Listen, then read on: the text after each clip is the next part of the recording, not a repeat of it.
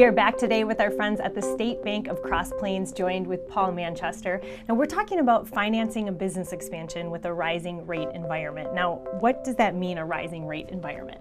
Well, recently the Federal Reserve raised interest rates, short-term interest rates, for the first time since the financial crisis.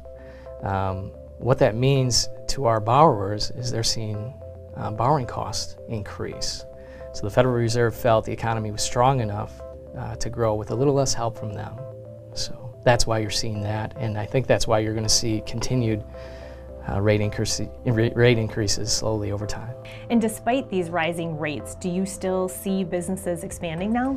Yeah, absolutely. We're seeing a lot of expansion and growth right now in sectors all across the board. We're seeing manufacturers grow. We're seeing service industries grow. And the fact of the matter is, it's still a favorable time to borrow. Rates are still good, even with that rise. So what advice would you give if somebody's contemplating, do I draw from my capital or do I borrow? Yeah, we get that question a lot, and it is one of those things that only the owner can decide on. And if we see a client that has excess cash and is doing very well, it's always a good idea to reinvest in your company, and if you don't have a need to borrow. Right.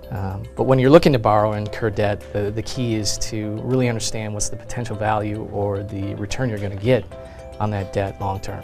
Let's talk directly to the business owners that you've just gotten pretty excited about expanding. What do they do now? Well, a good place to start is talking to your banker and answering some of these questions that we talked about today.